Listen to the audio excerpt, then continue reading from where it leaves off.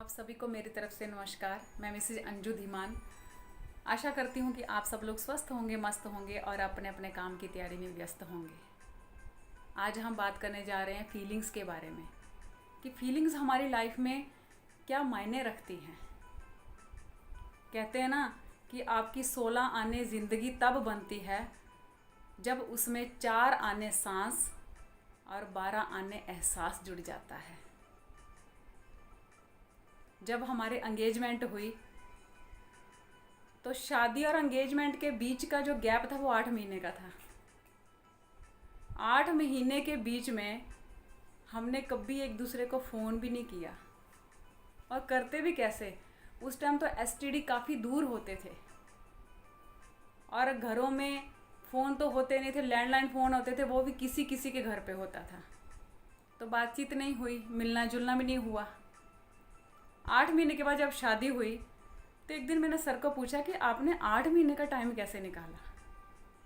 तो सर ने मुझे बताया कि जब मुझे तेरी याद आती थी ना, तो तेरी एक फ़ोटो थी मेरे पास, मैं उसको देख लिया करता था, तो मुझे ऐसे फील होता था कि तू मेरे आसपास है, मैं तुझसे बात कर रहा हूँ।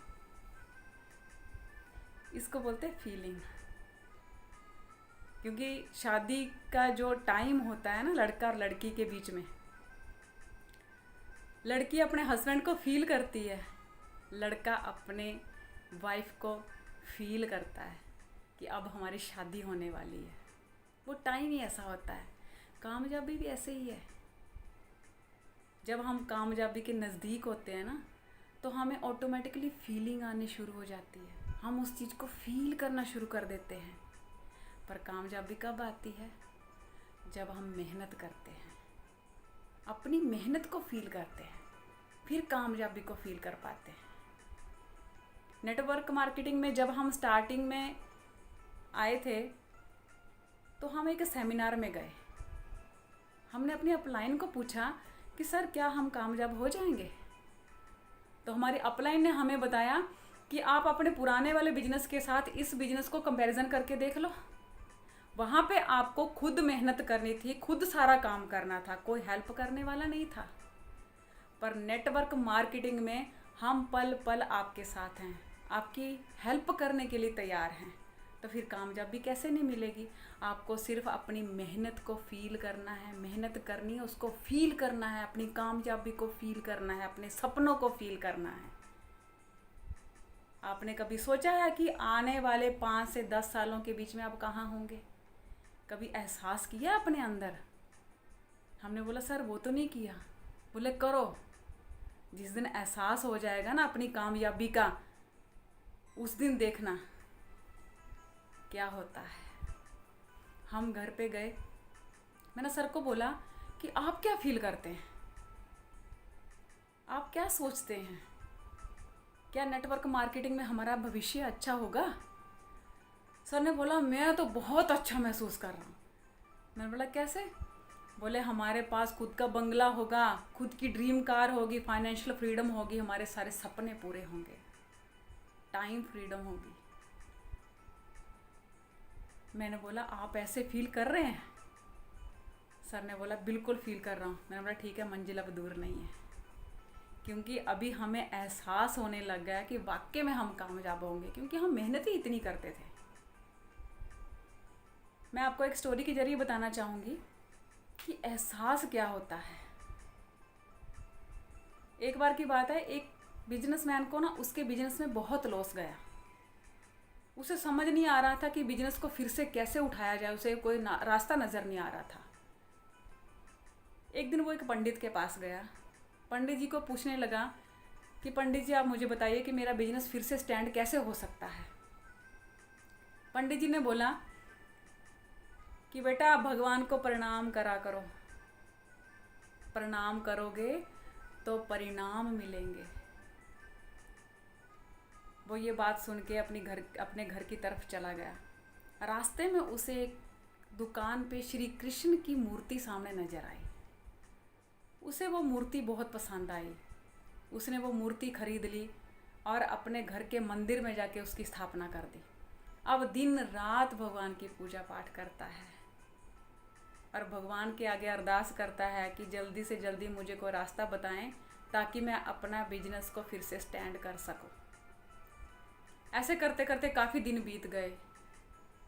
एक दिन वो ऐसे शहर से गुजर रहा था तो सामने ना उसे एक दुकान पे माता जी की मूर्ति नज़र आई। उसे वो मूर्ति बड़ी सुंदर लगी। उसने मन ही मन सोचा कि श्री कृष्ण भगवान जी की मूर्ति मंदिर में स्थापित तो कर दी है, पूजा पाठ भी रोज कर रहा हूँ, काफ़ी दिन हो गए हैं, पर कुछ हो नहीं रहा है, कुछ रिजल्ट नहीं आ रहे। तो माता जी की मूर्ति ही ले जाता हूँ, शायद माता मेरी फरियाद सुन ले। माँ तो माँ होती है, माँ बच्चों की जल्दी सुनती है। वो उस मूर्ति को खरीद के घर पे ले गया और जहाँ श्री कृष्ण की मूर्ति रखी थी वहाँ पे माता जी की मूर्ति रख दी और श्री कृष्ण की मूर्ति उठा के मंदिर के ऊपर रख दी। अब वो सुबह शाम आरती पूजा कर रहा है, भक्ति में लगन है, दिया जला रहा है, अगरबत्ती कर रहा है, उनको प्रसन्न करने की कोशिश कर रहा है। काफ़ी दिन हो गए। एक दिन वो मंदिर के सामने बैठा था, उसके मन में विचार आया कि कितने दिनों से माता जी की पूजा कर रहा हूँ, कोई रिज़ल्ट नहीं आ रहे हैं, कोई रास्ता नज़र नहीं आ रहा है। पता नहीं माता जी मेरी बात नहीं सुन रही हैं या सुनना नहीं चाहती हैं, कुछ समझ में नहीं आ रहा है। वो ऐसे ध्यान करके ना मंदिर की तरफ देख रहा था। कुदरती उसका ध्यान गया, जो अगरबत्ती का धुआं था ना वो ऐसे गोल गोल घूम के ऊपर की तरफ जा रहा था।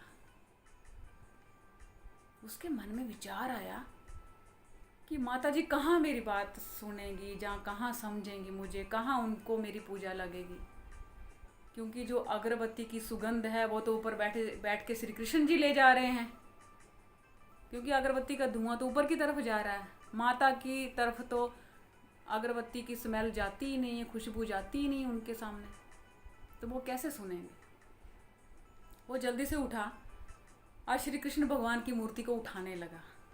जैसे ही उसने मूर्ति को हाथ डाला तो भगवान जी ने उसका हाथ पकड़ लिया। अरे क्या कर रहा है, कहाँ ले जा रहा है। उसने मन ही मन सोचा कि ये क्या, आज श्री कृष्ण जी मेरे सामने हैं और मेरा हाथ पकड़ा हुआ है। बोलने लगा, भगवान जी क्या बात है, इतने दिनों से फ्री की स्मेल ले जा रहे थे आप, सुगंधी ले जा रहे थे अगरबत्ती की, अब मैंने आपको यहाँ से हटाना चाहा तो आपने मेरा हाथ पकड़ लिया। इतने दिनों से कहाँ थे आप, जब मैं इतना परेशान था, मुझे इतना लॉस हुआ मेरे बिजनेस में, मुझे कोई रास्ता नज़र नहीं आ रहा था, तब आप कहाँ थे।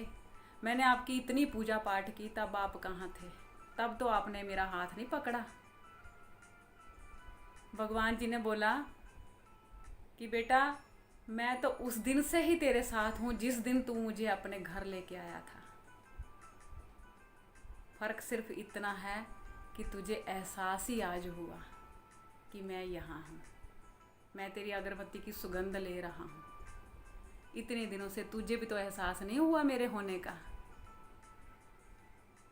कहते हैं ना, भगवान तब पास होते हैं जब हमें एहसास होता है। ऐसे तो भगवान भी नज़र नहीं आते हैं। मैं इस कहानी के जरिए आपको यही बताना चाहती हूँ कि अपने सपनों को, अपनी कामयाबी को, अपनी मेहनत को अपने अंदर फील करो। एक दिन ऐसा आएगा, आपने जो फील किया है ना, उस फीलिंग का शोर इतना होगा कि आपको आपकी मंजिल सामने नज़र आएगी। मंजिल दूर नहीं है, पास ही है, सिर्फ फील करने की ज़रूरत है। फील करो उसे। आपने देखा होगा कई लोग जो भगवान की पूजा अर्चना करते हैं, आराधना करते हैं, काफ़ी लोगों को देखा होगा कि हाथ में माला पकड़ी होती है। वो माला के ना मन के ऐसे फिराते हैं। क्या उन माला के मनकों में भगवान होते हैं? नहीं होते, पर वो मन के उनको एहसास दिलाते हैं कि भगवान आसपास है। वो आराधना करते हैं, उनकी मन के गिन गिन के आराधना करते हैं, भगवान को महसूस करते हैं, अपने इर्द गिर्द महसूस करते हैं। आपकी कामयाबी की माला भी आपके हाथ में है। करना क्या है, अपने कर्म के मनकों को फिराना है और कामयाबी हासिल करनी है, क्योंकि फ्री में बैठ के कुछ नहीं मिलता। कर्म करेंगे फल ज़रूर मिलेगा, पर उन कर्मों का एहसास आपको होना चाहिए कि आपने जो मेहनत की है उसका फल आपको एक दिन ज़रूर मिलेगा। उसका आपको फील करना पड़ेगा, उसको अपने अंदर फीलिंग लाना पड़ेगी अपनी कामयाबी की, तभी मंजिल सामने नज़र आएगी। आपने वो गाना सुना है ना, मैं दुनिया बुला दूंगा तेरी चाहत में। और मैं कहती हूँ कि आप भी गुनगुनाइए, क्या मैं दुनिया बुला दूंगा अपनी कामयाबी की चाहत में। अपनी कामयाबी की चाहत में दुनिया को बुला दो। मैं तो कहती हूँ कि अपने आप को ही बुला दो। इतना काम करो, इतना काम करो, इतनी मेहनत करो कि कामयाबी खुद आपके पास चल के आए, कि तूने जो मेहनत की है मैं चल के तेरे पास आई हूँ। फील करो, अपने अंदर फीलिंग लाओ कि मैं ज़िंदगी में क्या चाहता हूँ। अपने सपनों को फील करो, मैं क्या पाना चाहता हूँ, मुझे क्या चाहिए। फील करो उस चीज़ को। जब एक लड़की से प्यार होता है ना एक लड़के को, तो कैसे उसकी फीलिंग लाता है अपने अंदर, आय हाय क्या इतनी सुंदर है यार, कहीं मुझे मिल जाए, मेरी लाइफ पार्टनर बन जाए, उसको फील करता है अंदर। तो कामयाबी को फील नहीं कर सकते? करो ना, फील करो। लास्ट में इतना कहना चाहूँगी कि लफ्ज़ों की कोई ज़ुबान नहीं होती साहिब, लफ्ज़ों की कोई ज़ुबान नहीं होती, लफ्ज़ तो खामोश होते हैं, शोर तो सिर्फ एहसासों का होता है। अपने अंदर एहसासों का शोर मचा दो, अपनी मेहनत का, अपनी लगन का, अपनी कामयाबी का शोर मचा दो, ताकि वो आपको फ्री बैठने ना दे। मैं ईश्वर से प्रार्थना करूँगी कि आप सब लोग स्वस्थ रहें, मस्त रहें और अपने अपने काम की तैयारी में व्यस्त रहें। आपकी सारी इच्छाएं पूरी हों। ईश्वर हमेशा आपके आसपास रहें, आपके इर्द गिर्द रहें, आपके सपनों को साकार करने में आपकी मदद करें। पर फील करना पड़ेगा ईश्वर को भी और अपने कर्मों को भी, अपनी मेहनत को भी। कामयाबी ज़रूर मिलेगी। Thank you very much. Wish you all the best.